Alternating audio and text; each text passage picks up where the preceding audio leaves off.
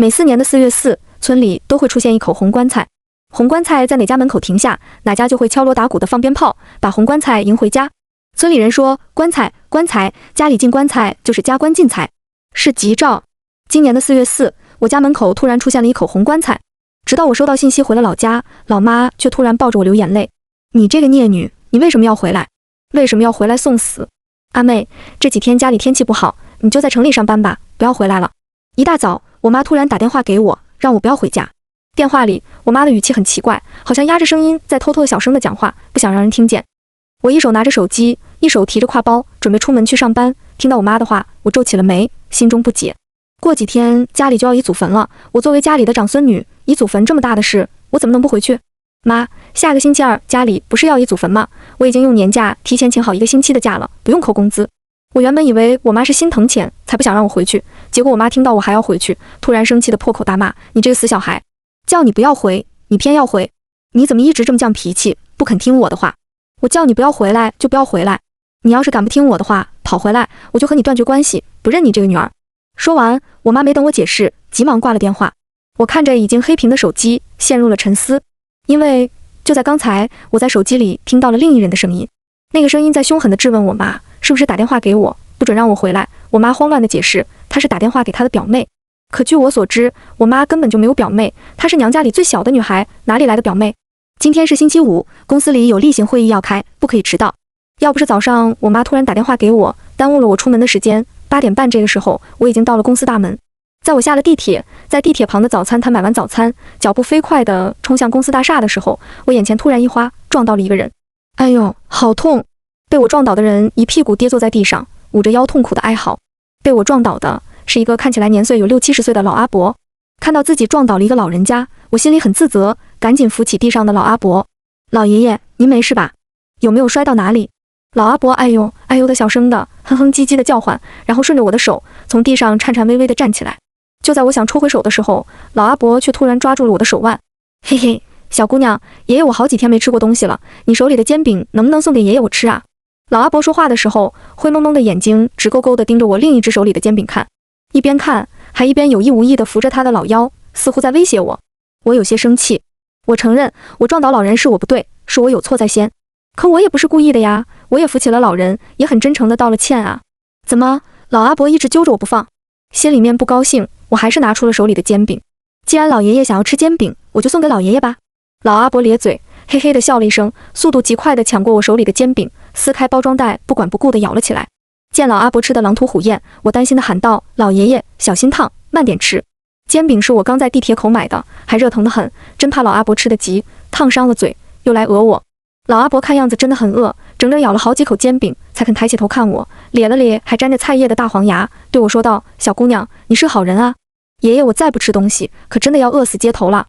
这时候我才认真地打量起老阿伯的样子。老阿伯留着一头长头发，灰白的头发高高的扎起，梳了一个丸子头。尽管丸子头看起来又乱又松垮，身上穿的衣服也很破旧，有很多补丁，仔细闻一闻，还有种难以言喻的味道。我本能地屏住呼吸，笑了一声，老爷爷喜欢吃就好，老爷爷既然没事，我就去上班了，我先走了。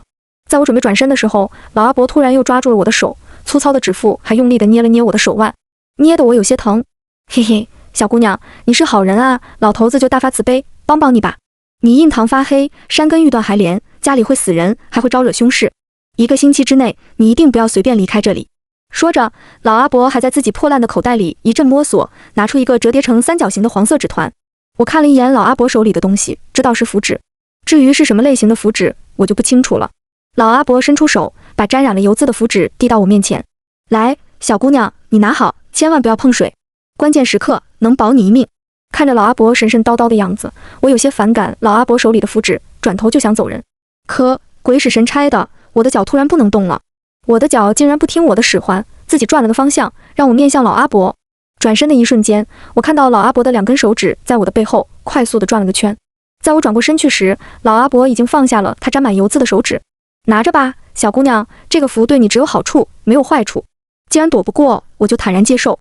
我接过老阿伯手里的符纸，让我惊讶的是，我的手指碰到符纸时，我的身体突然发生了奇妙的变化。原本有些沉重、有些酸痛的肩膀，像被卸了不少力气，变得轻快了不少。有些发晕、发闷的太阳穴也瞬间恢复正常，眼睛都变得清明了许多。我捏着有些滑腻的符纸，诚心地问老阿伯：“老爷爷，您怎么知道我身体不舒服？您是不是神仙，有未卜先知的能力？”老阿伯咧了咧嘴，依然露出沾着生菜叶的大黄牙，对我笑：“秘密，记住，一定不要回去，也不要碰水，关键时刻能保你一命。”说完，老阿伯咬着煎饼，摇头晃脑地走了，嘴里还一直小声嘀咕：“防人之心不可无。”我听得心里一咯噔，不知道老爷爷是在提醒我，还是在提醒他。回到公司后，刚好准备开会，经理还没来，会议还没真正开始。坐我旁边的同事霍丽丽第一时间发现了我的不对劲，丽丽凑过来，压低着嗓音问我：“童姐，你走财运了？”整个人红光满面的，精神焕发。我一愣，有些奇怪的看向霍丽丽：“丽丽，你会看相？你怎么知道我走了财运？”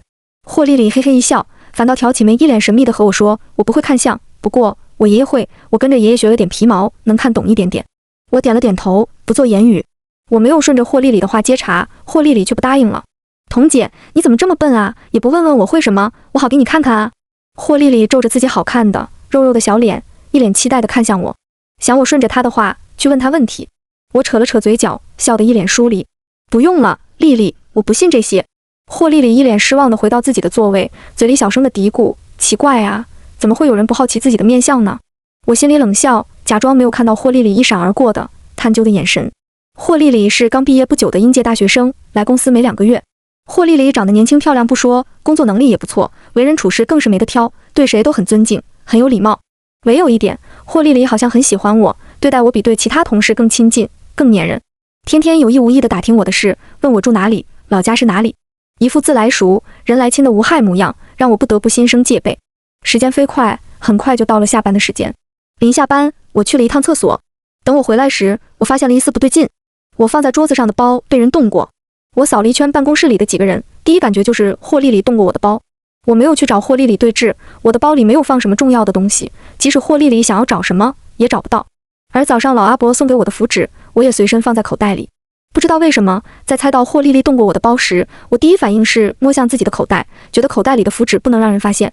晚上刚回到家，我妈又来电话：“阿妹，你爷爷让我告诉你，你是家里的女辈，家里一祖坟，你不回来也可以，你就在城里好好上班，不要回来了，知道没？”我一接通电话，我妈就噼里啪啦一大堆话，根本没给我插嘴的机会。直到我妈说完，我才问出心中的疑惑：“妈，家里是不是出了什么事？你什么不肯让我回家？我已经1年没回去了，你和爸爸、爷爷和奶奶都不想我的吗？”我妈在电话那头沉默，隐隐的，我听到我妈急促的呼吸声。我妈在隐忍自己的情绪。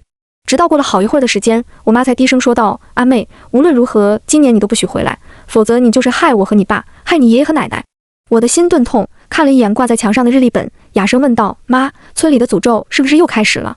这一次的诅咒是不是轮到我们家？你才不让我回去。我们村里有一个恶毒的诅咒，每4年的4月4，村里都会出现一口红棺材。红棺材在哪家门口停下，哪家就会敲锣打鼓的放鞭炮，把红棺材迎回家。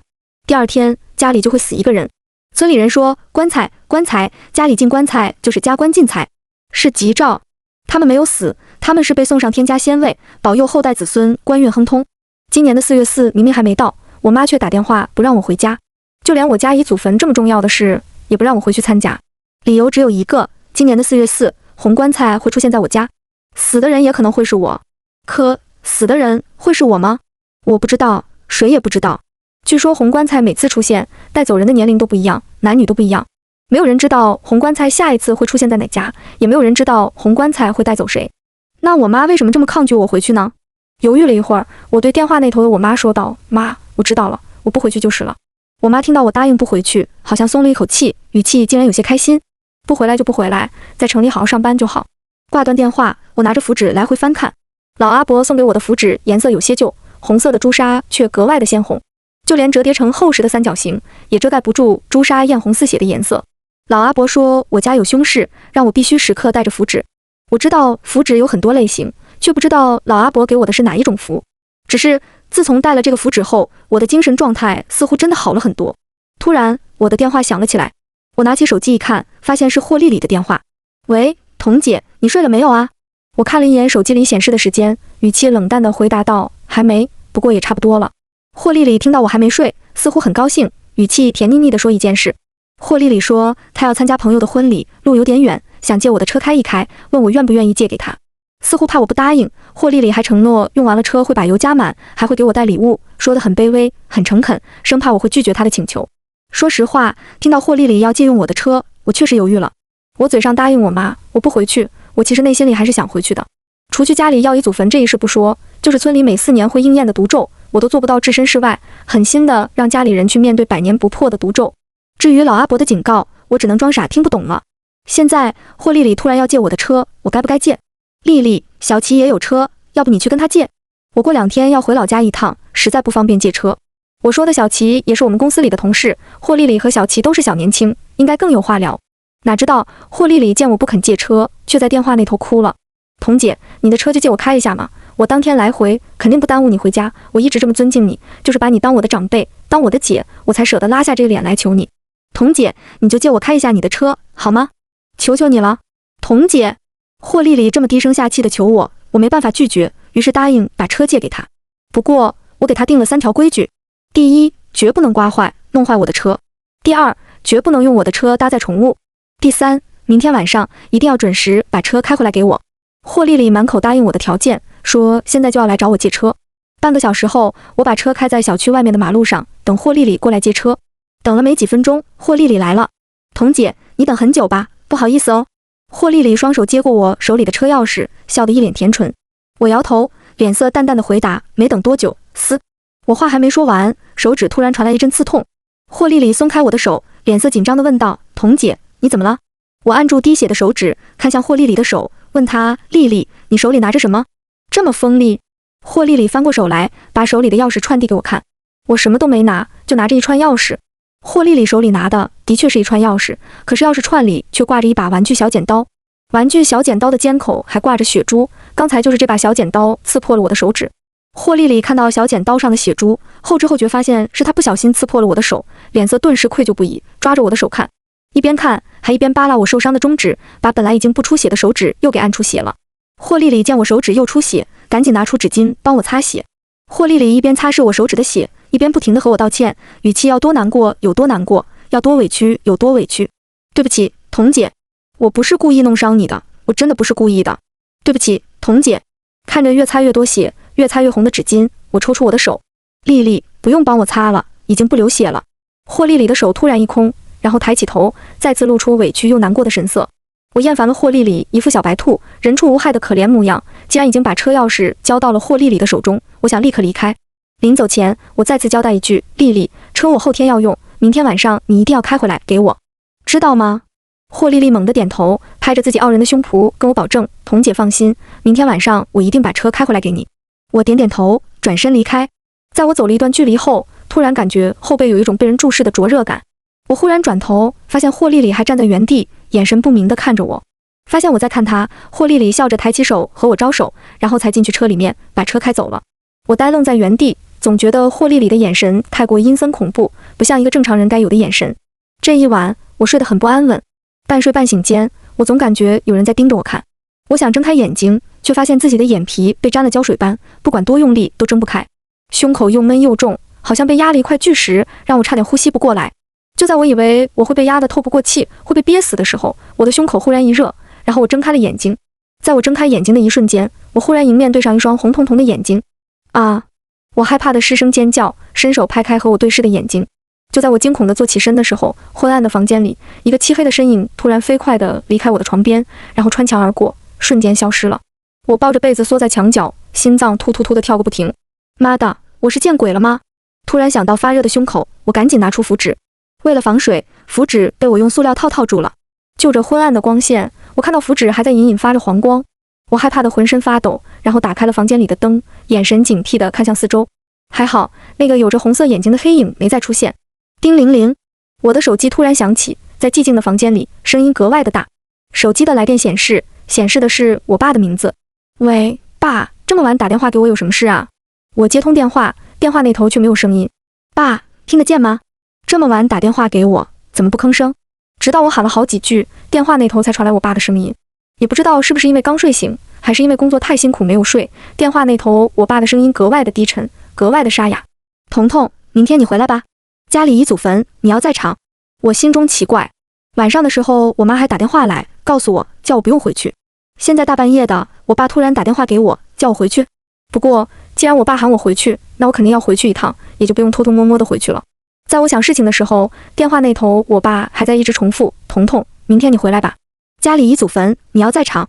我爸的声音太难听了，从电话那头传来的声音夹带着丝丝电流，刺耳又沙哑。我回应我爸：爸，我知道了，我明天回去。我爸得到我的回应，才慢悠悠地挂了电话。此时已经是半夜3点钟，抬头对上黑影穿过的那堵墙，我握着符纸睁眼做到天亮，直到闹钟突然响起，提醒我早上7点钟，我才敢闭眼睡觉。等我睡醒的时候，已经是下午5点。回想起昨晚的恐怖经历和我爸的叮嘱，我立马收拾包袱，决定今晚就开车回老家。回老家之前，我去了一趟公司。我不是去公司加班，而是去了通向公司的那条地铁。我想去看看那个老阿伯还在不在那个地铁外。我想求他多送我一些符纸，我想拿回去给我的家人。就是要用钱买，我都要买下几个。让我失望的是，我在地铁口找了几圈，都没看到那个老阿伯。此时天色已经暗了下来，我必须赶紧回去。我不知道的是，在我走进地铁口时，往外冲的人群里，穿着一身邋遢的老阿伯和我擦身而过。老阿伯那双灰蒙蒙的眼睛紧紧盯着我，咧着一口大黄牙，对我嘿嘿一笑。回到家，我打电话给霍丽丽，问她把车开回来没有。一连打了好几通电话，霍丽丽都没有接。在我准备叫滴滴车的时候，霍丽丽终于来电话了。电话里，霍丽丽语气焦急地扯着嗓子和我道歉：对不起，童姐，我出车祸了，我把你的车给撞坏了，今晚赶不回去了。我气得想骂人，借车前一通保证，借了车就给我弄出事。我现在要回家，没空处理你的车祸，你先自己处理一下。霍丽丽听到我不帮她处理，急了：不行啊，童姐，我把别人的车给撞坏了，人家一定要我赔钱，不赔不放我离开呀。我要被气死了。你撞坏别人的车，你没钱赔，难道我有钱赔？可是我开的车是你的呀，难道不是你来赔吗？霍丽丽撅着嘴巴在说话，语气要多无辜有多无辜。我发誓，如果霍丽丽不是女孩子，我一定会把她揍得满地找牙。能把厚脸皮发挥到这种境界的人，我是第一次见，也绝不想再见第二次。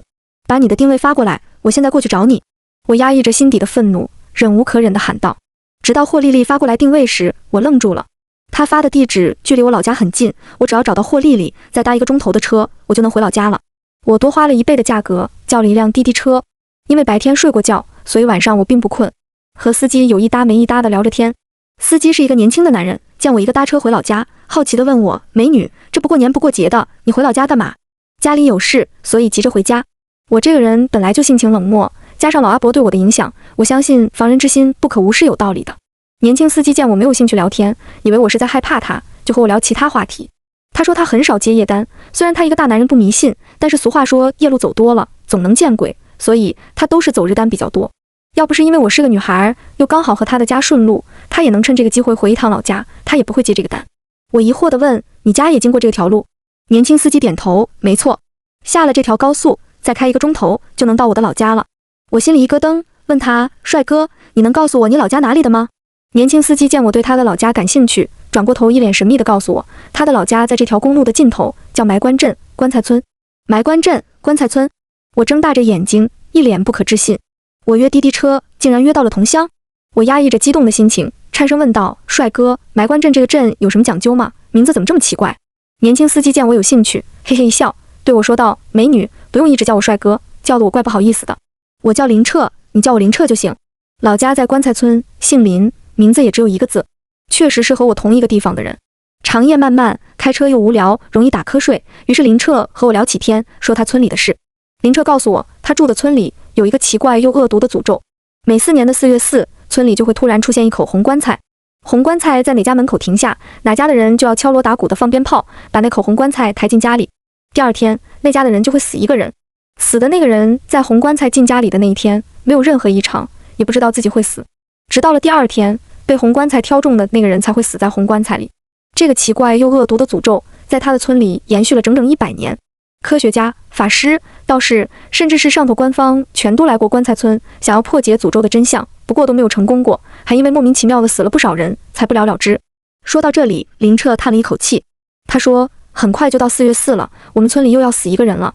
尽管每天都会死人，但莫名其妙的死在棺材里，总感觉不甘心。我点头，对林彻的话感同身受。每年快到4月4的时候，我们村里就会陷入一半人害怕死亡，一半人想要死亡的可怕氛围中。今年也一样。我妈不让我回家，只有一个可能，今年轮到我家进棺材。在我思索事情的时候，林澈突然问我，美女，你怕不怕冷啊？不怕冷的话，我把空调温度调高点。也不知道怎么了，车里突然变得好冷。林澈说这句话的时候，我才反应过来，车里的温度比之前确实冷了不少。突然，我的身后出现了被狠狠盯着的灼热感，丝丝冷气从我的身后传来，拼命地往我的耳根子里钻。呼呼呼！我紧绷着神经，偷偷地把手伸进衣服袋里，然后强装镇定地问林澈：“林澈，你车里后面放什么冷冻食品吗？”林澈不明白我的意思，然后摇头说道：“没有啊，我车里就装了你一个人，什么都没在。”很好，我知道在我身后呼呼呼的吹冷气的东西是什么了。我抓着手里的符纸，突然甩向身后。姐！车里突然响起一声尖叫，吓得林澈手打滑，差点翻车。林澈往我这边瞄了一眼，对我说道：“美女，你刚才听到什么声音没？”我偷偷把符纸拉回来，装傻问道：“什么声音？”我什么都没听到。林澈奇怪的喃喃自语：“怎么会没听到呢？叫得这么大声，这么凄惨。”我撇过头，装作没听见林澈的话。如果我告诉他，他的车里藏着一只鬼，不知道他会不会被吓尿。让我胆寒的是，透过后视镜，我突然看到我们车后面站着一个披头散发的红衣女人。后视镜里的红衣女人垂着双手，踮着脚尖，散着一头又黑又长的头发，让人看不清脸，一直和林澈的车保持距离。我睁着眼睛看向后视镜，以为自己一晚上没睡，看花了眼，直到车后面的红衣女人突然抬头，咧着黑洞洞的嘴对我笑，一双眼睛鲜红似血。是她，昨晚趴在我的床边，睁着红色眼睛盯着我看的那只鬼。可能是我害怕的脸色吓到了林澈，林澈想顺着我的目光看后视镜。不要看，专心开车。林澈被我的声音吓一跳，赶紧转回头，专心开车。美女，没想到你嗓门还挺大的哈。我不好意思地咧了咧嘴角，我这不是提醒你专心开车吗？霍丽丽发生车祸的地方就在高速路的一个岔路口，林澈开了4个钟头的高速路后，终于到了霍丽丽发生车祸的地点。还好，那只一直跟着我们的红衣女鬼见到一堆人后，突然消失不见了。霍丽丽撞到的是一辆100万豪车，豪车车主的爱车被霍丽丽撞坏，不肯轻易放霍丽丽离开，一定要霍丽丽赔钱。霍丽丽跟我说她才出来工作几个月，她没有这么多钱赔。我生气地瞪了一眼把自己置身事外的霍丽丽，问豪车车主要赔多少钱才肯放我们离开。60万，你们赔我60万维修费才可以走。听到要60万维修费，我人都要傻了。我要不吃不喝不租房，工作5年才能还完60万。我拒绝豪车车主的索赔。我没有这么多钱赔你，我们走保险吧。走保险的话，保险公司为了不赔这么多，会认真配合交警查案，会查出谁才要负主要责任。跟一旁的交警交代了事情，我让林澈继续送我回家。霍丽丽在电话里和我说话的时候，支支吾吾，含糊不清，没告诉我她把我的车撞得这么烂，想继续开都开不了。林澈问我的老家在哪里，我偷偷告诉他埋棺镇棺材村。林澈猛地睁大眼睛，一脸惊恐地看着我。我叫林童，是埋棺镇棺材村土生土长的本地人。和林澈一样，我既渴望又害怕遇到同村人，因为从棺材村里出来的人，只要到了每4年4月4诅咒应验的时间，不管远离村里有多远，都会因为各种原因回到村里，然后和村里的人一起等待诅咒应验。我要回村，是因为预感到今年会轮到我家进棺材。那林澈呢？我没机会问。霍丽丽听到我要回老家，死皮赖脸的要跟着我。我不答应她的无理要求，让她跟着警车回去。霍丽丽垮着肉嘟嘟的小脸，一脸委屈地看着我，好像我对她做了什么人神共愤、不可饶恕的大事。童姐，我最好的姐姐，我不想和男人坐一辆车，我害怕。童姐，你就让我跟你一起回去吧，等你办完事回市里的时候，我再和你一起回就行了。我很乖的，吃的很少的，童姐，你不要丢弃我呀！呜呜！直到这一刻，我才发现原来厚脸皮的老祖宗就是霍丽丽。霍丽丽的厚脸皮没有最厚，只有更厚。我冷着一张脸，语气冷淡地说道：“霍丽丽，我回家里是有急事要处理，没有空照顾你，你必须跟警车回市里。”开玩笑，不说我村里正要发生离奇诡异的事，就是普通的农村，我也不会带普通同事关系的霍丽丽回家。万一霍丽丽在农村里出了什么事，岂不是要一辈子赖上我？可让我没想到的是，霍丽丽把自己的厚脸皮升级到极致。霍丽丽二话不说，提着自己的包袱一头钻进林澈的车里，任凭我怎么拉她，怎么赶她，她都不肯下车。交警见霍丽丽不肯坐他们的车，开着警车扬长而去。又长又空荡荡的公路里，只剩下林澈的车和我们3个人。林澈站在车门口，一脸尴尬地看着我，对我挤眉弄眼。林澈的意思我懂，林澈是问我们要把霍丽丽怎么办？我们村里很多年没有进过外村人了，能进我们村的人，除了本村的人，就是心甘情愿嫁入我们村的女人。而霍丽丽哪个都不算，带霍丽丽回棺材村不可能，把霍丽丽一个人扔在公路也不可能。情绪很稳定的我，突然感到烦躁，很想揍霍丽丽。就在我转身想骂人的时候，我突然看到远处出现一抹红色身影，红色身影像电影快进一样，一闪一闪地往前冲过来。等我能看清那抹红色身影时，我惊恐地睁大了眼睛。那只红衣女鬼怎么又来了？催促林彻上车，我也钻进车里。快开车，快开！林彻不知道发生了什么事，但是他相信我。进了车子后，林彻以最快的速度启动车子，轰！车子发出一声轰鸣响，然后以最大的马力向前冲去。在车子驶了一段距离后，我看向后视镜，发现那只红衣女鬼刚好停在我们原来站的位置。红衣女鬼好像发现我在看她，再次抬起头，咧着黑洞洞的大嘴对我桀桀地笑。你逃不了的，你逃不了的。红衣女鬼没有继续跟来。好不容易摆脱了危险，我大大的松了一口气。突然，我听到霍丽丽的包袱传来一声动静。霍丽丽见我看向她，赶忙把包袱往旁边塞。童姐，我没装什么东西，你相信我。我无语的翻白眼。我还什么都没说呢，霍丽丽自己都迫不及待的想承认了。不过，我还是听到了霍丽丽包袱里的声音，喵喵喵，嘶嘶嘶，像一只小猫咪在抓东西的声音。神经紧绷了一晚，我有点困了，和林彻打了一声招呼，我想闭眼休息一下。在我困顿的即将合上眼皮时，我恍惚间仿佛又看到了霍丽丽那双晦暗不明的眼神。霍丽丽到底是谁？为什么总要偷偷的用那种阴毒的眼神看我？我不知道睡了多久，等我感觉呼吸困难，睁开眼睛时，突然发现自己躺在密闭的空间里。我想翻身坐起来，却突然磕到一块木板。呼吸困难，密闭又黑暗的空间，又窄又弯曲的曲度，我突然打了一个冷哆嗦，脑海里想到的只有2个字：棺材。可我不明白，我明明是坐在车子里，怎么睁开眼睛却躺在棺材里？林彻呢？霍丽丽呢？他们2个去了哪里？我伸出手，用尽力气地推头顶上的木板，想把木板推开，可惜没用。棺材里的空气越来越稀薄，我呼吸越来越困难，脖子紧得难受。救命！谁来救救我？我被锁在棺材里了，谁来救救我呀？在意识彻底消失前，我拼命地捶打棺材，想让外面的人听到我的呼救，可惜没用。我的意识越来越模糊，我感觉下一秒我就要被憋死在棺材里。就在这时候，我的耳边突然响起一个女人的声音，是霍丽丽。霍丽丽甜腻腻的声音清晰地在我的耳边响起：天黄黄，地昭昭，四方神君速来，万鬼邪祟退散。惊奇的是，在霍丽丽喊出那句话时，我的脖子突然不紧了，我突然能呼吸了。呼，新鲜的空气灌入我的喉咙，我猛地睁开眼睛，然后我迎面对上霍丽丽黑黝黝的眼睛。霍丽丽拧着眉毛看向我的脖子，语气古怪地说道：童姐，你睡迷糊了吗？怎么自己掐自己的脖子啊？我这时才发现，我的双手放在脖子上，在掐自己的脖子，所以我刚才呼吸不了，是因为我自己在掐自己的脖子，所以我刚才是做了一个梦。可那是梦吗？又硬又冷的木板，这么真实，真的只是我的梦吗？我看向霍丽丽放在一旁的黑色书包，问霍丽丽：丽丽，你书包里是不是装了一只猫？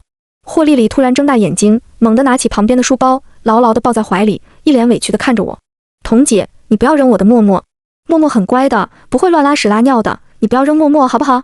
我无语，我明明什么都还没说呢，霍丽丽怎么自己先委屈上了？我不丢，你不用怕。我不仅不会丢，我还要感谢霍丽丽的那只猫。就在刚才，我在睁开眼睛时，我发现自己去了另一个地方，那地方一片漆黑，什么都看不到。在黑暗中，我看不见路，是霍丽丽的那只猫一直在喵喵喵地叫，在替我引路。一时间，我很好奇霍丽丽养的猫是什么品种的猫。1个钟头的时间，说长不长，说短不短。在醒来没多久的时间，林彻突然告诉我，我们到了。在车子进入村口前，我对霍丽丽说道：丽丽，我告诉你一件事，我们村的人思想比较老旧，村里还保留着一些奇怪的规矩。如果你想在我们村待几天，然后和我一起回市里，你一定要恪守我告诉你的规矩。霍丽丽被我严肃的语气吓得一脸懵。知道了，童姐。我点头，然后说道：丽丽，进了我们村后，第一，天黑之后不准出家门，10点以前一定要上床睡觉。第二，不管屋外听到什么声音，都不准打开窗户去看，更不能打开门走出去。第三，如果见到了红色的棺材，不要喊，不要叫，更不能伸头进去看。第四，我会和村里人介绍，说你是林彻未婚妻，你不许否认，否则出了什么事，可别怪我没有提醒你。我的脸色太可怕，语气太恐怖，霍丽丽被吓得咽口水，一脸苍白。童姐，你们村里为什么会有棺材呀？我瞪了霍丽丽一眼，告诉她，村里死了人，肯定会摆出棺材，这有什么好奇怪的？霍丽丽害怕的点头，不奇怪。我眼睛紧紧盯着霍丽丽，再次刷新对霍丽丽的认知。霍丽丽不仅厚脸皮，演技也挺厉害的，能把害怕的情绪表演得这么逼真，不去当演员可惜了。我没有错过霍丽丽看似害怕的脸色下一闪而过的激动又兴奋的情绪。霍丽丽在激动兴奋什么？此时才早上5点钟，天色还没有大亮，村里没有几个人出来活动。林彻在我的口头指路下，一路顺畅地把车开到我家门口。下了车，我邀请林彻到我家里坐坐，休息一下。林彻摆摆手，说他家离我家不远，他先回去了。林彻不肯留，我只好让林彻有空来找我。等林彻开车走了后，霍丽丽突然跳到我的面前，跟我说：“童姐，那个人感觉怪怪的，我不喜欢他。”我挑眉，若有所思地看向霍丽丽。我也觉得霍丽丽怪怪的，我能告诉霍丽丽我也不喜欢她吗？车子的动静不大，我们交谈的声音更不大，却还是惊动了屋子里的人。我妈打开门，看到我时，脸色突然一变，拿起放在墙角里的扫把，就要往我身上挥。林童，你这个孽女，叫你不要回来，你偏偏要回来，你是想气死我，好让我去地下见你外婆是不是？我妈不分是非黑白的打我，我哪里肯乖乖就范？我抓住我妈手里的竹叶扫把，语气委屈地说道：“妈，你冤枉我了，是爸叫我回来，我才赶回来的。不信你去问爸。”我不解释还好，我一解释，我妈扔掉被我拽在手里的扫把，再去拿放在墙角里的扁担，要抽我。林童，你这个死小孩，不仅不听我的话，偷偷回家，还敢撒谎骗我，看我不打死你！我妈一边骂我，一边挥动着手里的扁担，就要抽到我的身上，吓得霍丽丽发出一声尖叫：“啊，打人啦！住手，陈秀，不要吓到人家小姑娘！”我妈身后，我奶奶弯着腰，一脸不高兴地瞪着我妈。有了我奶奶的话在前，我妈还是放下了扁担，生气地横了我一眼：“等一下，看我怎么收拾你！”我妈走后，我奶奶走上前，拉起我的手左瞧右瞧，见我没有受伤，这才打量起霍丽丽。阿妹，这个小姑娘是谁呀？怎么这么眼生啊？我走到霍丽丽的前面，挡住我奶奶的目光，一脸嫌弃的语气说道：“她是林彻的女朋友，这次是和林彻回来见父母的。”我奶奶听到林彻，一脸茫然：“哪个林彻？”我解释道：“就住祠堂后面，负责打扫祠堂卫生的林表叔的儿子，林彻啊。”我奶奶听到我这样解释，这才听明白我说的是谁。其实也不怪我奶奶迷瞪，我们村虽然叫棺材村，却是只有一个姓氏的家族村，村里的人都姓林，只有外嫁进来的女人才是不同姓氏。天已经大亮，村里的人陆陆续续的都从家里出来了。村里的人见到我回来，都站在围墙外和我打招呼，顺便问一句站在我身旁的女孩子是谁。我怕霍丽丽会说漏口，赶紧拉着霍丽丽进屋子里，把霍丽丽塞进自己的房间里。我沉着一张脸和霍丽丽说道：“丽丽，我们村里的人都很八卦，谎话连篇，死的也能给说成活的。如果你不想被人编排你，记住一定不要乱说话。”霍丽丽点头，我知道了，童姐，我一定乖乖地闭上自己的嘴。说着，霍丽丽抿着自己的嘴巴，用手比了一个拉拉链的手势。我深深地看了霍丽丽一眼，然后走出房间。我刚关上房门，我突然被我妈拉走了。在我妈的房间里，我妈生气地打了我一巴掌。我捂着发疼的后背，一脸委屈：“妈，你打我干啥？”让我没想到的是，我妈没有继续生气，而是突然抱着我流眼泪：“你这个孽女，你为什么要回来？为什么不听妈的话？为什么要回来送死？”我妈抱着我呜呜的哭，一直流眼泪。很快，我的肩膀就湿了一大片。听着我妈的哭声，我的心沉到了谷底。今年的诅咒果然要在我家应验。不过，我还是发现了一个漏洞。如果我妈不让我回来，那我爸为什么要打电话给我，叫我回来？我爸和我妈感情这么好，只有我这个女儿。如果我妈不让我回来，我爸是不会反对我妈的话，偷偷的让我回来。妈，不是爸打电话叫我回来的吗？爸呢？我回来这么久了，怎么没有见到爸？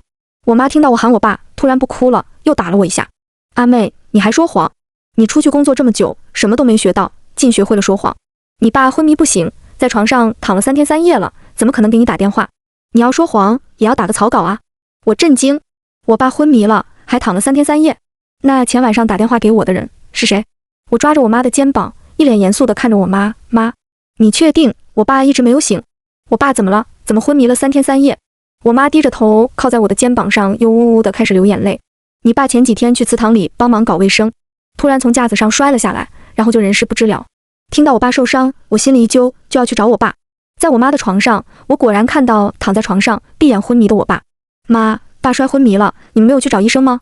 怎么不去送医院？我妈点头又摇头。送了，也给全身做检查了，医生说只是有些轻微的脑震荡，没有大事。可你爸就是一直不醒，在医院怎么折腾都没用，昨天才从医院回来。看着我爸苍白有些干瘦的脸，一时间我不知道该怎么办了。我爸昏迷了3天，却又在半夜给我打电话。我爸都没有醒，怎么可能给我打电话？突然我浑身一哆嗦，想到了一个可能，那通电话会不会不是我爸打来的，而是有人模仿我爸的声音打电话给我，骗我回家？我把自己的猜想告诉我妈，我妈捂着我的嘴，让我不要乱说话。阿妹，不要说出来，尤其不要给你爷爷奶奶听见。我心中好奇，为什么不要给我爷爷奶奶听见？我妈告诉我，自从我爸摔倒后，我爷爷和奶奶就跟变了一个人一样，整天神神叨叨的，一到晚上就在门口烧香纸，像是祭拜谁。我转过头，瞥眼看到躲在门后偷听我们讲话的奶奶，心中怀疑，我妈说的是真的吗？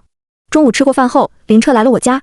在半道上，我们3个编造谎言，和村里人说霍丽丽是林彻的女朋友，现在林彻的父母要见霍丽丽，霍丽丽不肯去，我也不答应让林彻带着霍丽丽去。林彻，你爸妈也太心急了吧，一听到你有朋友就这么急不可耐的要见人。林彻不好意思的挠头，我爸妈我理解，我今年都30岁了，我再不成家，我爸妈都要逼我去相亲了。这不，一听到我带了女朋友回来，就想着见一见。我把林彻拉到一旁，眼神不高兴地看向他。林彻，丽丽是我的同事，可不是你的女朋友，你可不要把谎言当了真。林彻眼神闪烁地看了我一眼，然后使劲地点头。我知道，我这也是没办法，好不容易回来一趟，总不能让我爸妈闹火。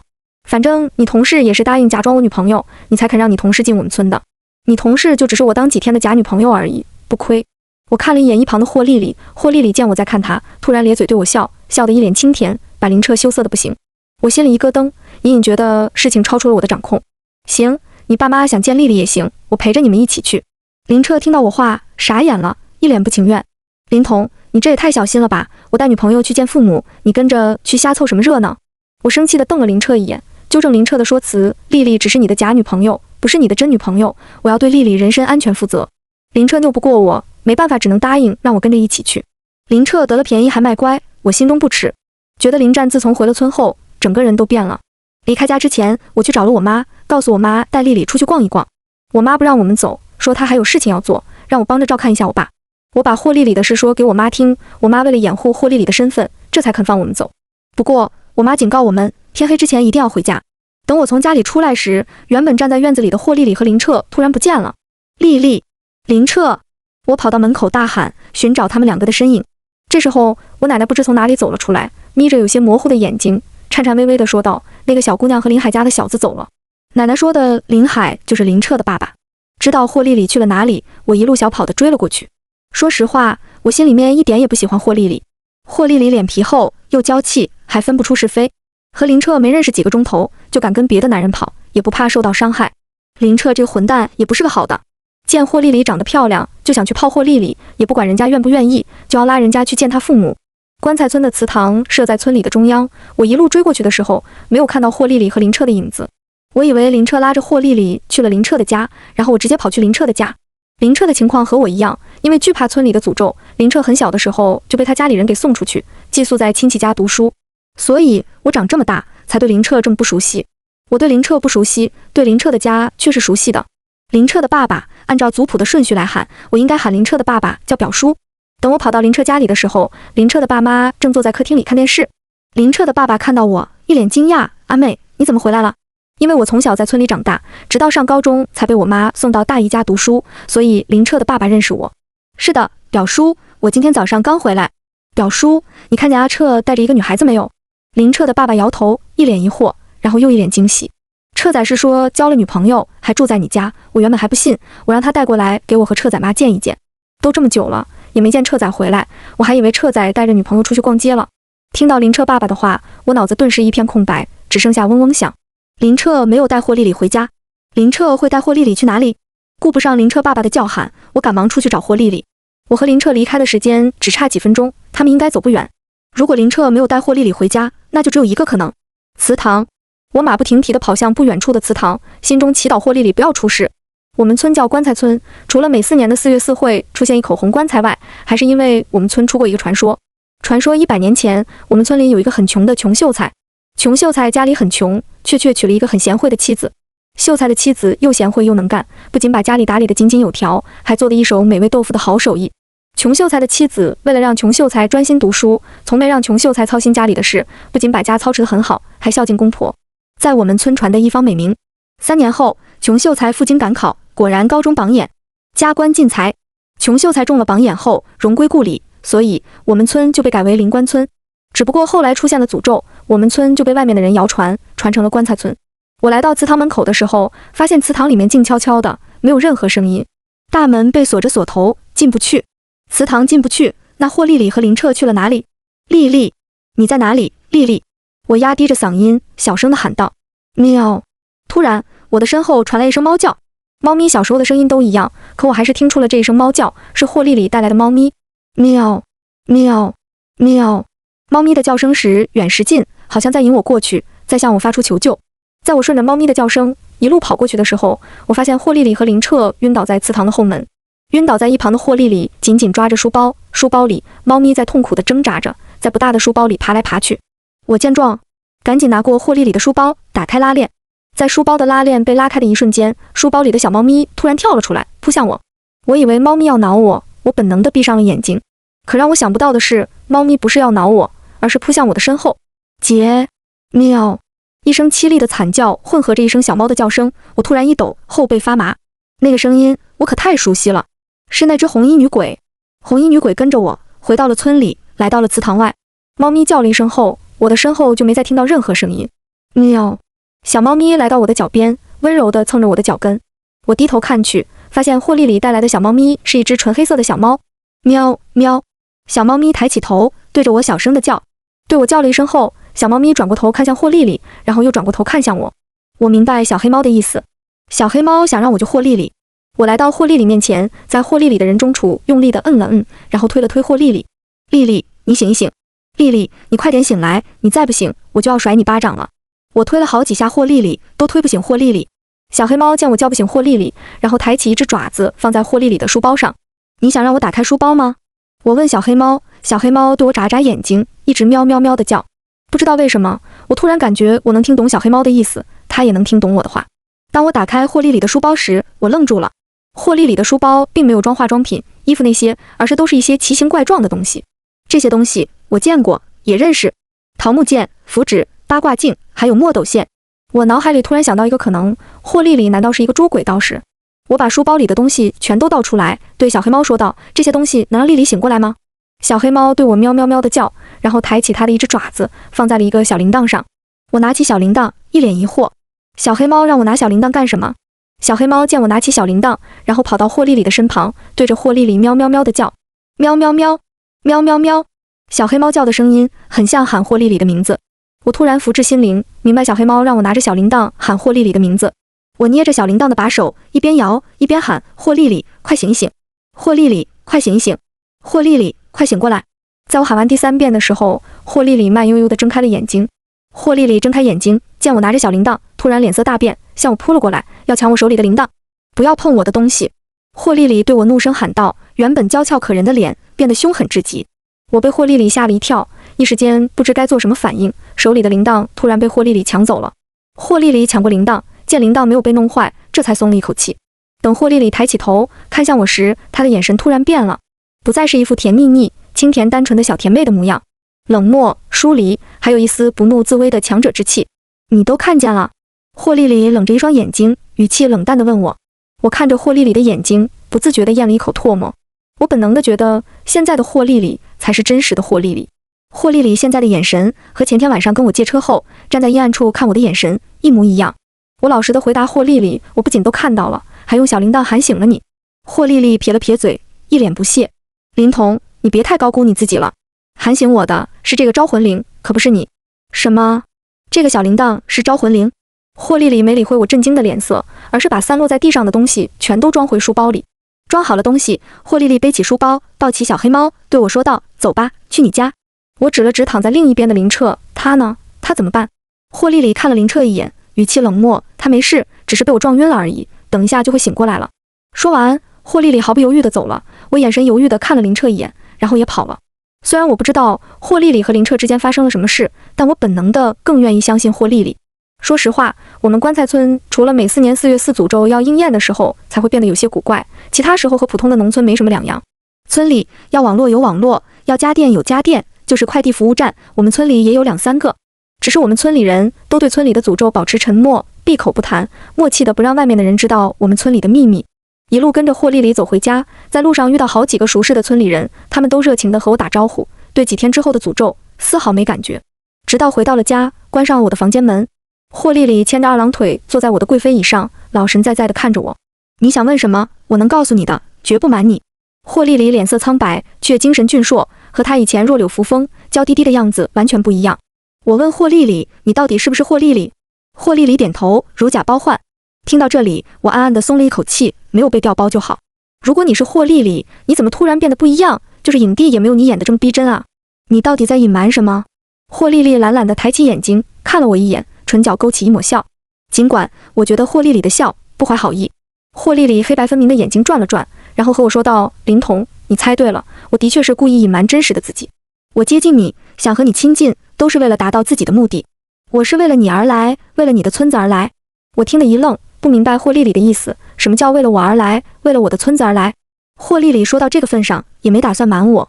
霍丽丽告诉我，她是茅山派的外门弟子，她这次下山就是为了破解我们棺材村的秘密。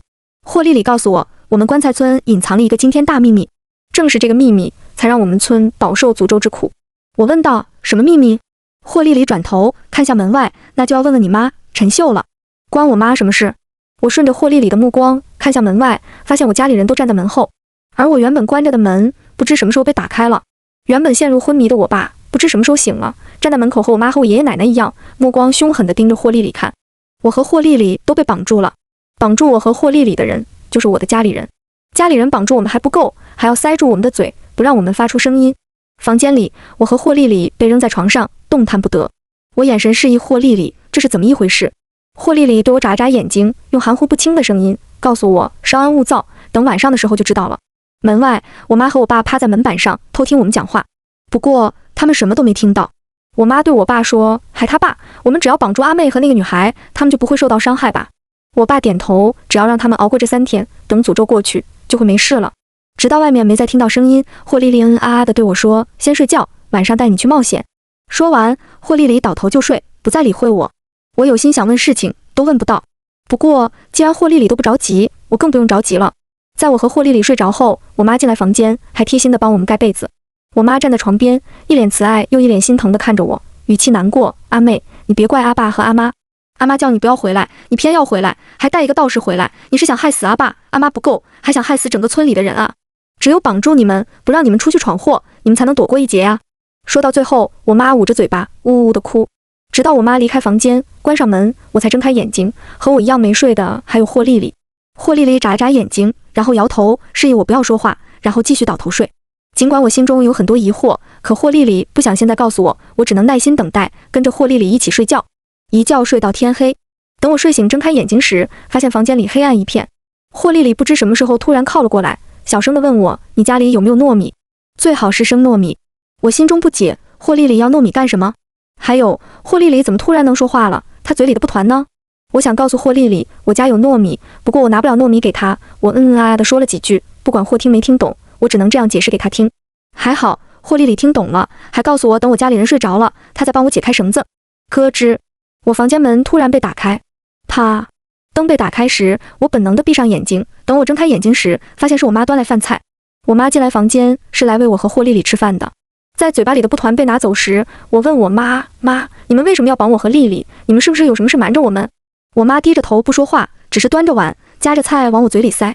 直到喂了我吃完饭，我妈才开口说道，阿妹，你也别怪我和你爸，当初我叫你不要回来，你硬要回来，既然回来了，就在家里好好待着，哪里也别去。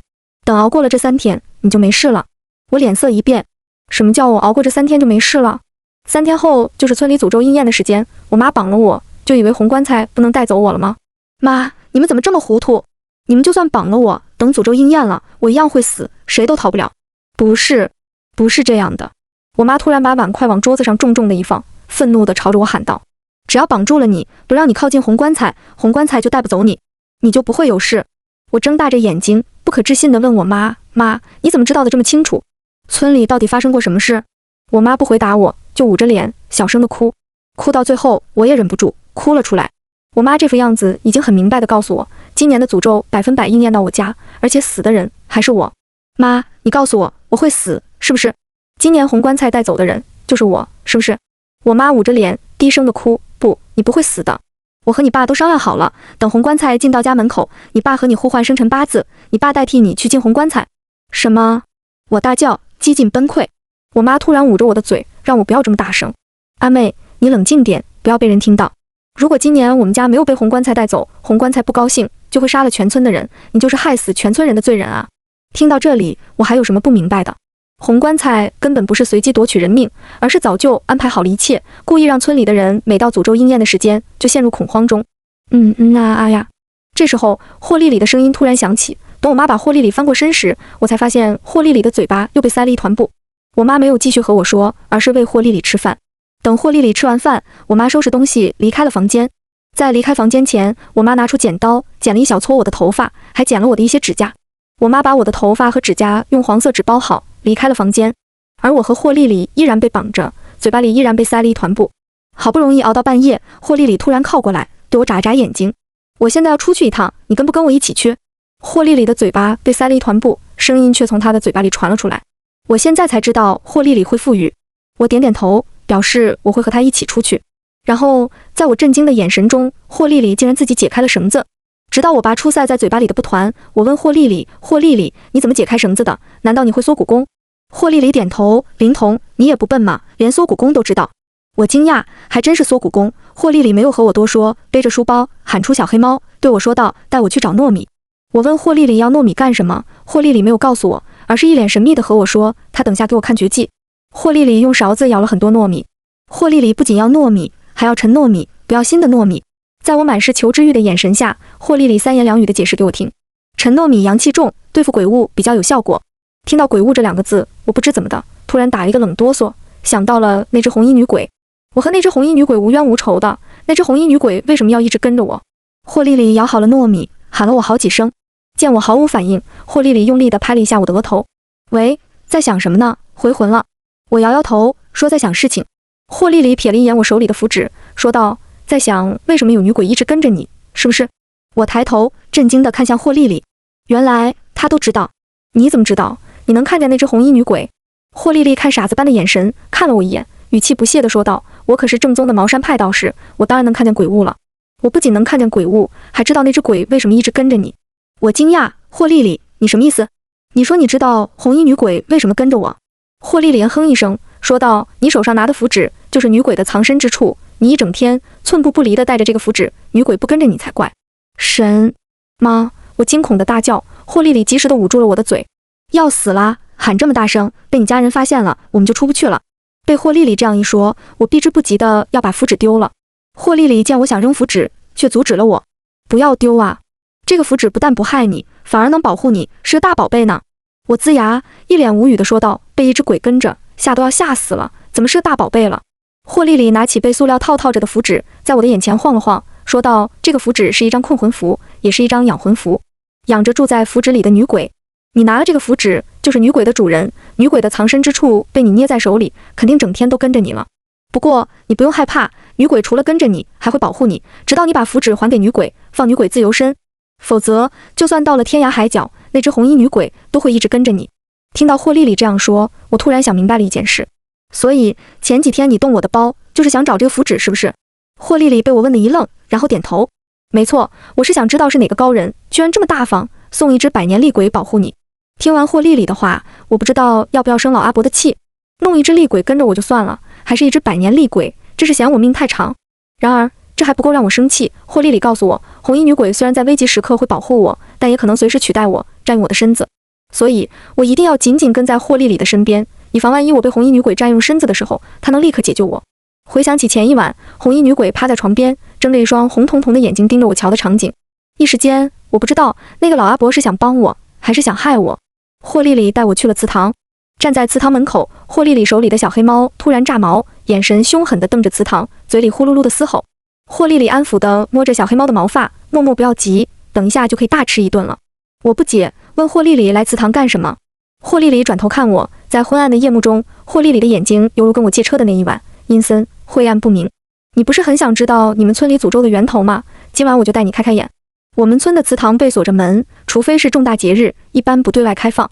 霍丽丽不知从哪里找来一把钥匙，轻松打开祠堂的大锁。没等我发问，霍丽丽轻蔑地笑了一声，你不用问了，是那个叫林彻的大蠢猪拿给我的。霍丽丽说完，我就懂了。林彻的爸爸是管祠堂卫生的，林彻一定是为了讨好霍丽丽，偷拿了他爸爸的钥匙。今晚的月亮很圆很亮，不用开灯，不用手电筒都能看到祠堂里的景色。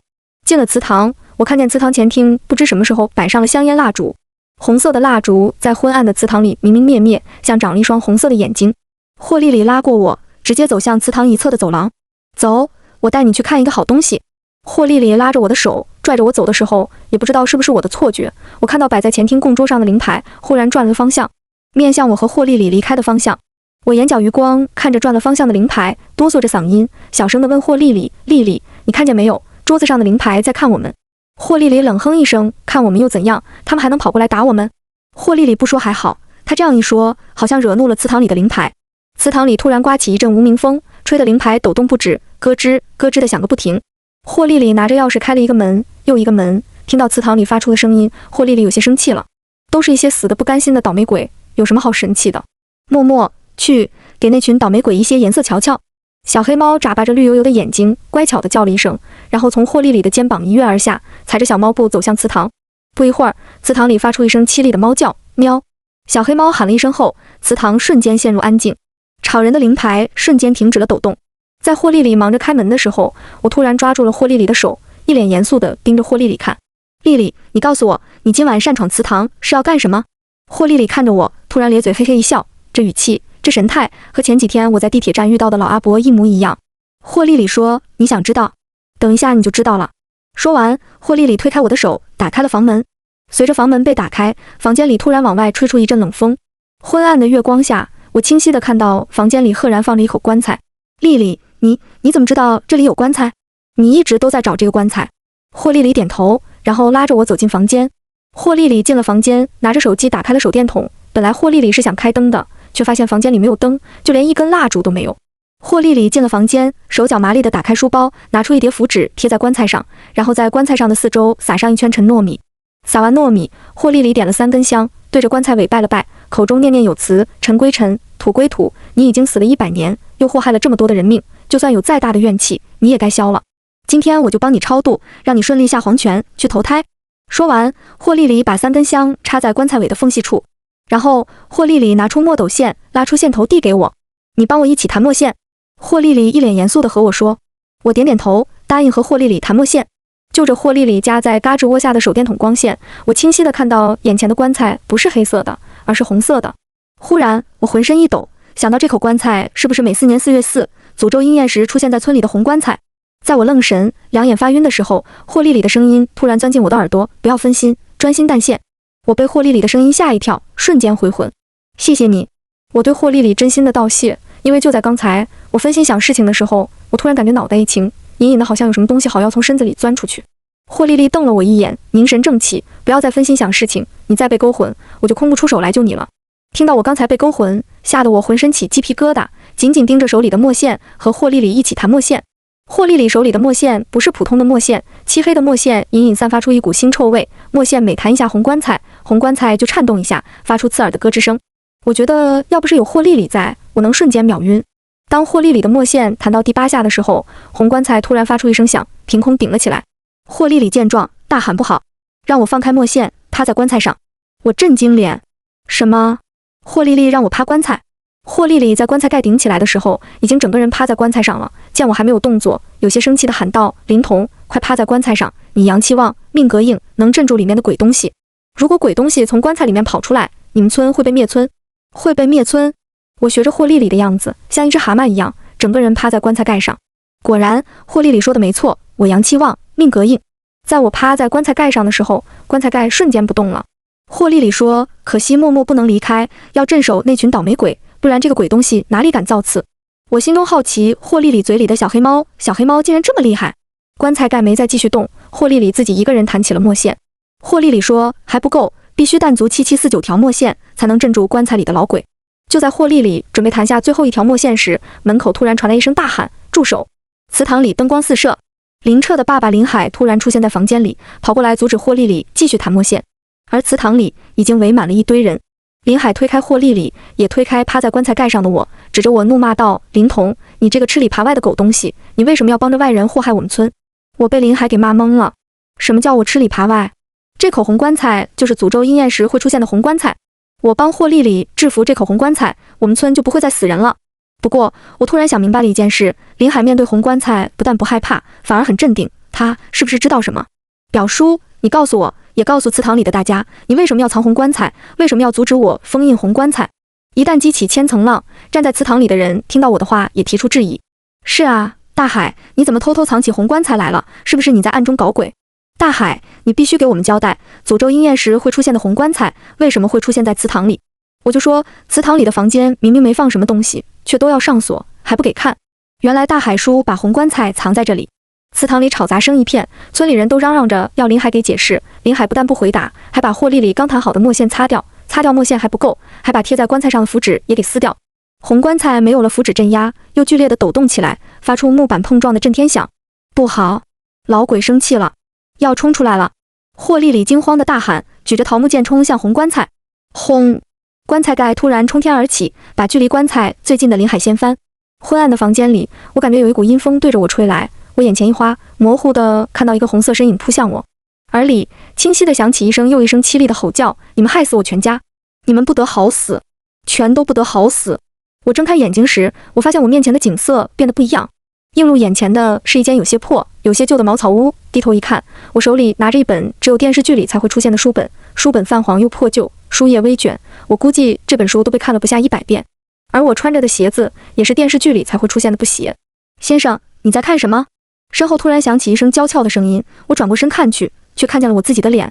你是谁？我指着和我一模一样的人，颤声问道。不对，我的声音怎么变了？我的手怎么也变了？又长又瘦，根本不是我的手。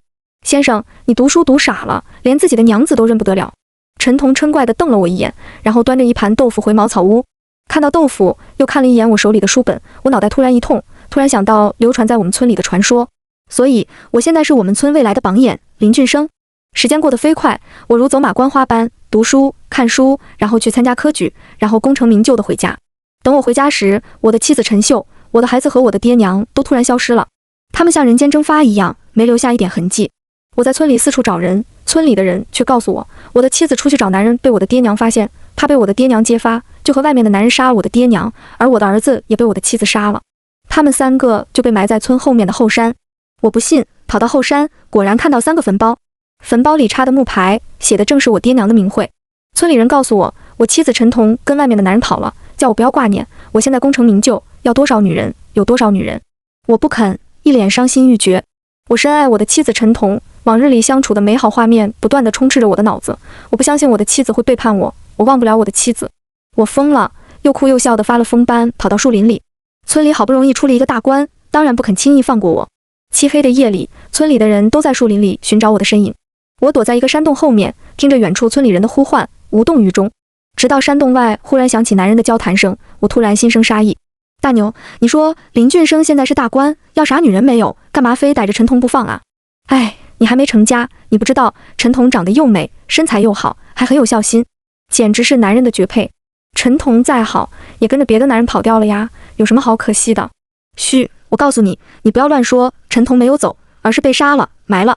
我躲在山洞后面，听着大牛告诉大壮事情的经过。原来就在我考完科举，在京城等待放榜的日子里，我的妻子陈彤为了迎接我回家，去集市里买东西，结果在回家的半道上被村里的恶霸林老虎拦住了。林老虎长得凶神恶煞，又高又壮，早就垂涎陈彤的美色很久了。村长告诉林老虎，我寒窗苦读20载，很有可能会金榜题名，让林老虎在这个节骨眼上不能招惹我们家，让我安心科考。直到我科考完，林老虎又在树林里遇到了晚回家的陈彤。色胆从中生，我的妻子陈彤被林老虎给玷污了。陈彤气不过林老虎的祸害，咬舌自尽了。林老虎见死了人，死的还是我的妻子。林老虎慌了，去找村长出主意。村长是林老虎的大舅，肯定是偏向林老虎的。村长见陈彤死了，干脆一不做二不休，杀了我的爹和娘，连我不满5岁的儿子也给杀了，对外宣称我的妻子跟了外面的男人，杀了我的爹娘，然后跑了。村里的人都是没读多少书的农村人，都信奉村长的话，村长说1就是1，说2就是2。况且我的妻子长得这么美，而我又1年都没回家，被男人拐跑了也不是不可能。所以村里人都相信了村长编造的谎言。林老虎和村长都没料到，知道我妻子真是死因的，除了他们2个，还有一个人，就是村里的另一方无赖林狗蛋。林狗蛋早就看不惯林老虎平日里借着村长的势头作威作福，于是林狗蛋把林老虎玷污我的妻子并杀了我家人的事告诉了其他人。慢慢的，半个村里人都知道了这个事，等村长听到风声时，差不多整个村都知道了。眼看放榜的日子到来，而我也不负众望，中了这一次科考的榜眼。村长为了不让事情败露，让全村的人瞒着我。可现在我还是知道了。我愤怒，我生气，我恨不得杀了林老虎，恨不得杀了村长，恨不得杀了全村的人，为我的妻子，为我的爹娘，为我的儿子报仇。在我绝望的跪地痛哭的时候，一个神秘人突然来到我身边。神秘人问我：你是不是很想死？是不是很想为你的家人报仇？我有个办法，不仅能替你报仇，还能惩罚那些不分是非、纵容罪恶的村民。我问他什么办法？只要能为我的家人报仇，要我立即死，我也愿意。画面的最后，穿着一身红衣，吊死在祠堂里。死之前，我下了一个毒咒：林家村的人害死我全家，每4年的4月4，我都会回来带走一个人，直到林家村的人全部灭绝为止。我死后变成了一个厉鬼，每4年的4月4就带着埋着我的红棺材回村里，然后带走其中一个村民的魂魄。我要让林家村陷入无尽的恐慌中，却又逃脱不得，为他们犯下的罪孽赎罪。我还收买了一些村民，让他们在诅咒应验时放鞭炮、敲锣打鼓，有了村里人的首肯，门神就会放我进去，我就可以轻易带走那些人的魂魄。我死了，我还一直在为我的家人报仇。今年的4月4，我只要再收走一个魂魄，我就杀了害死我全家的全部罪魁祸首了。林老虎一家，村长一家，这2家的任何一个人，我都不会放过。可是，在我即将成功时，我还是失败了。我被抓了。我再次睁开眼睛时，霍丽丽眨巴着一双大眼睛，一脸不耐烦地看着我，耳边是小黑猫的喵喵叫。我这是回来了？我睁着眼皮，一脸疑惑地问道。霍丽丽见我说话，确信我已经没事，然后转身拿了一碗黑乎乎的水给我喝。你没事了，你已经回来了。碗里的水有点黑，还有点灰墨，很像纸被燃烧后留下来的灰烬。喝完了水，我问霍丽丽：丽丽，我怎么在家里？我不是在祠堂里和你一起弹墨线吗？霍丽丽坐在椅子上，一脸轻松惬意。你晕倒了，所以我就把你带回来了。我皱眉，心中感觉事情不是霍丽丽讲的这么简单。而我挂在身上的符纸也不见了。霍丽丽拿出一个符纸，问我：你在找这个？事情已经解决了，你不需要了，我就收走了。什么意思？我睁大着眼睛看向霍丽丽，寻求解释。霍丽丽告诉我，这一切都是她安排的，是她安排老阿伯送符纸给我，而老阿伯是她的爷爷，和她一样是茅山外门弟子。霍丽丽告诉我，我是100年前林俊生的妻子，陈彤转世，而我被霍丽丽盯上，就是为了破解我们村的诅咒。因为我出生的时辰不对，导致我阳气旺，命格硬，是女儿身，却是男儿命。霍丽丽没有办法，所以才会以借车的名义，故意刺伤我的手指，泄了我身上的阳气，才让我见鬼。而霍丽丽嘴里的红衣女鬼，其实是她养的小鬼，主要是为了吓唬我，让我心甘情愿地回老家，这样她就能和我一起回老家。霍丽丽说，她没想到她养的小鬼很馋我的身子，居然真的妄想霸占我的身子，取而代之，趁她和老鬼打斗被勾魂的时候，想趁机霸占我的身子。还好最后时刻，小黑猫默默吓走了红衣女鬼。霍丽丽说，我老家的人很排外，只靠她一个人，她进不去，所以霍丽丽把主意打到了我的身上。霍丽丽告诉我，即使她没有出手，今年的诅咒也不会应验到我的身上。我是陈彤的转世，而我妈是陈彤娘家的后人，凭着这2点，变成厉鬼的林俊生也不会伤害我们家。可霍丽丽告诉我，如果他没有超度林俊生的话，我今年也可能会意外死亡，因为林俊生一直在等我长大，一直陪在我的身边，想要和我再续前缘。如果不是我妈突然让我离开村子去外面读书，在我满18岁的时候，我可能已经死了。听到这里，我不禁胆寒。我就说，我小时候每次醒来总是头晕脑胀，浑身无力，我那时候还以为是身体不好，原来是身边一直跟着一只厉鬼。所以我拿到老阿伯的符纸后，身体才会发生奇妙的变化。霍丽丽说，我爸会在祠堂里突然摔倒，是林俊生的魂魄做的手脚，而我接到我爸的电话，也是林俊生搞的鬼，想骗我回家，想通过这次的诅咒勾走我的魂魄，和我做一对鬼夫妻。因为林俊生的骚操作，害得我妈以为我说谎，白白被我妈揍了2次。霍丽丽说，我爷爷奶奶在门口烧纸钱，不是有古怪，而是为了收买家里的门神，掩盖霍丽丽身上的气息，不让林俊生的鬼魂发现村里来了一个外人。霍丽丽还告诉我，林彻的祖上是林俊生的好兄弟，还受过林俊生家不少的恩惠，所以才一直帮林俊生祸害村里人。林彻的爸爸说，他原本打算帮完林俊生这一次，他就去自首的，结果被霍丽丽给截胡了，超度了林俊生。回想起梦里林俊生的一生，我感慨万分。谁都没有资格替林俊生原谅村里人，谁都没有资格替村里人喊冤，因为在100年前，确实是整个村里的人为了一点银两和自己的私心，祸害了林俊生一家。到最后，我问霍丽丽，丽丽，你还跟我一起回市里吗？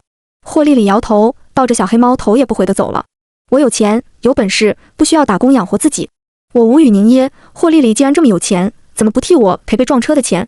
好在保险公司最后给的结果是豪车车主负全责，还要赔钱给我。而我再也没有见过霍丽丽。再也没有见过又厚脸皮又爱撒娇却又冷漠的霍丽丽。